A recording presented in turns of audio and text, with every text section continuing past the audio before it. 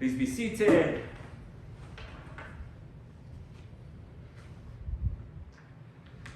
Shabbat Shalom to everybody. Thank you for joining us this morning. For the past week, I would say week, just over a week, about a week and a half, I've been getting a lot of very excited emails and calls from not only members, but people in the conservative and the reform community in general who are so excited about the news out of Israel.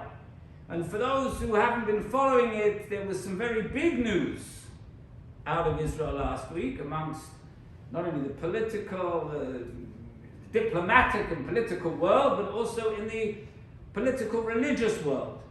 And that is the ruling by the Israeli Supreme Court that reform and conservative conversions performed in Israel must now be recognized for purposes of the law of return.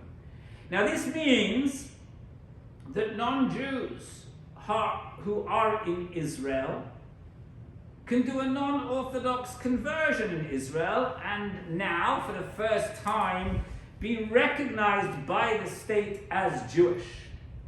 Now this case actually doesn't have any impact directly on Jews outside of Israel, because it's been the case for many years that conservative and reform Jews who do their conversion in the diaspora and are part of the Jewish community for a year after their conversion are eligible to make Aliyah. And for someone who completes their conversion with me or any other conservative rabbi, their conversion certificate is also, in effect, their visa.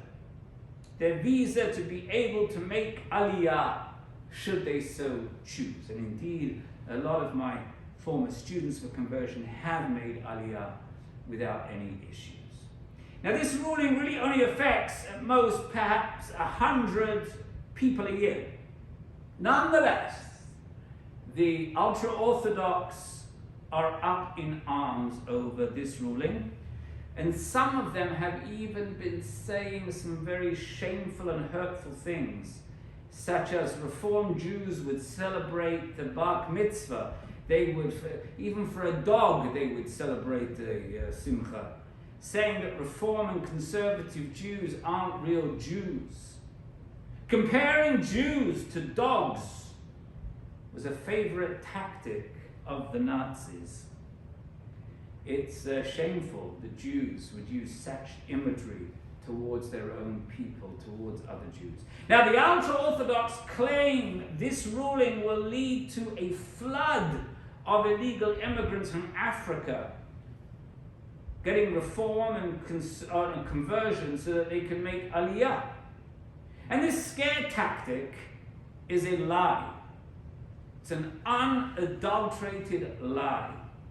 Both the conservative movement and the reform movement only perform conversions for people who are legally in Israel on a long-term basis, such as the spouse of a Jew. They do not perform conversions for guest workers or illegal immigrants. The ultra-Orthodox parties have already said that they will refuse to sit in any government that does not agree to overturn the High Court ruling with legislation. So it's possible that the current situation, the current ruling, might not even last. Now, the people seeking the reform and conservative conversions in Israel are mostly married to Jews. They want to live in Israel as full citizens and as Jews, but they aren't necessarily Orthodox. This case is a reminder that conservative and reform Jews are second-class citizens in Israel. And as a conservative rabbi, I can perform a legally recognized marriage in almost any country in the world, except in Israel, where only Orthodox rabbis who have been approved by the Rabbanut can officially perform weddings. A Kohen and a divorcee cannot get married in Israel. If such a couple wants to get married, they have to leave the country and have a civil or religious ceremony elsewhere, which will then be recognized by the state upon their return. And I say recognized by the state, that's not by the Rabbanut, but by the state, as a legitimate marriage upon their return to Israel. And many Israelis simply don't want to deal with the Rabbanut. And they go to nearby Cyprus for a civil wedding, which will be recognized by the state when they come back to Israel for a religious ceremony with a Reform or Conservative rabbi. The Israeli Declaration of Independence declares that Israel will be a Jewish and a democratic state, and it will ensure complete equality of social and political rights to all its inhabitants, irrespective of religion, race, or sex.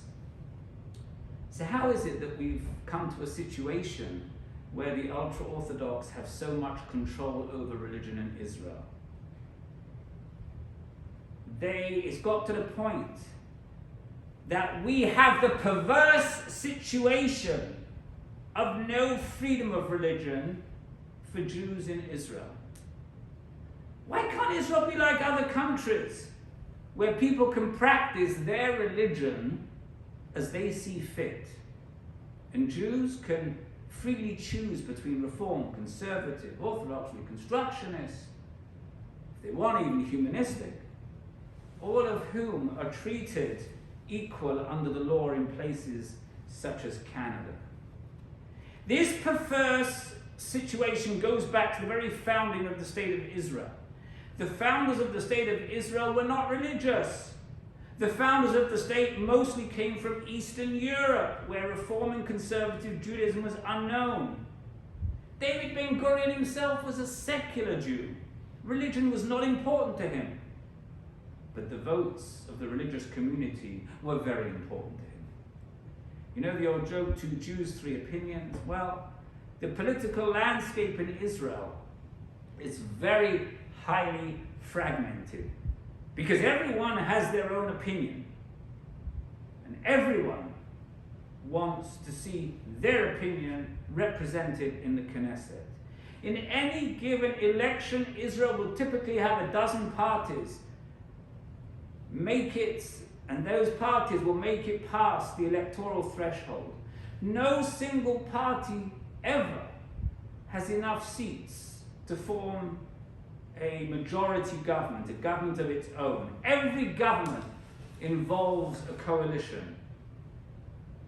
Historically, there was a big center-left party and a big center-right party and a bunch of sort of smaller parties.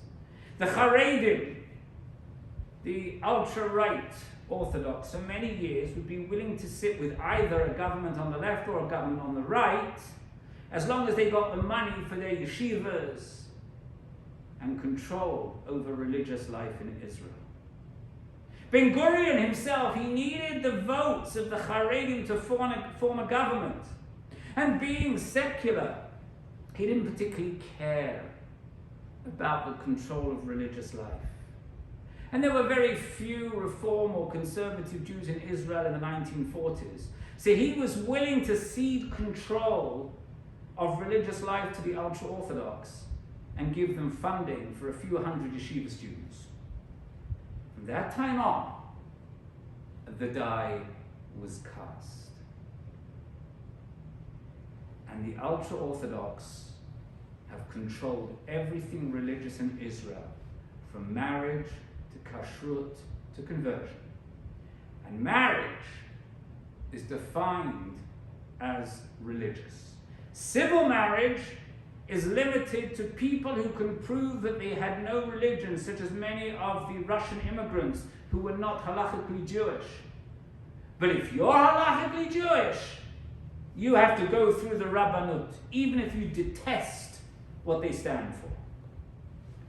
What this court ruling did was take away the ultra-Orthodox monopoly on conversion in Israel. And that's why they're furious. They're probably afraid that it could be the start to losing control over the other aspects of Jewish life in Israel. And that bothers them even more. This is a case that has been a long time in coming. It involves 12 people living in Israel who converted through the Reform and the Conservative movements. Some of the petitions for this case were filed over 15 years ago. The government kept asking for more time to come up with a legislative solution. There were various attempts made by governments over the years to address the issue, including the famous Nieman Committee. But they never passed any laws. They thought if they kept pushing it off long enough, it'll go away. The High Court finally had enough and said, 15 years for the government to act is certainly long enough. The case was heard by 9 of the court's justices, and they overwhelmingly voted in favor of the converts 8-1. Those 12 people and others in their situation will now be recognized as Jewish by the state and will be eligible to make Aliyah, which will also protect their rights to stay in Israel, and if they get divorced from their Jewish partner, they won't have to worry about having to leave.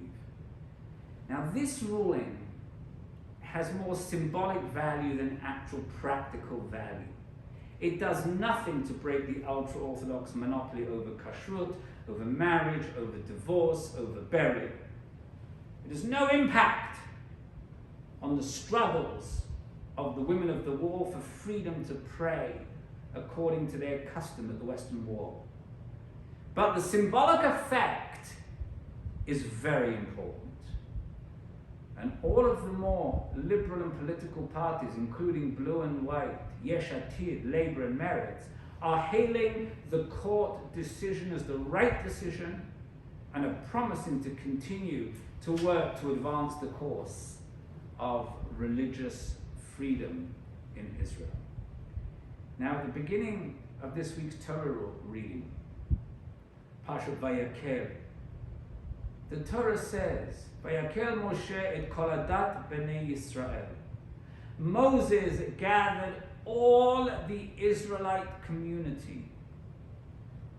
The court's ruling in Israel is a positive step in recognizing that all the Israelite community includes more than only the Jews that are ultra-Orthodox, who they feel are worthy to be part of that community.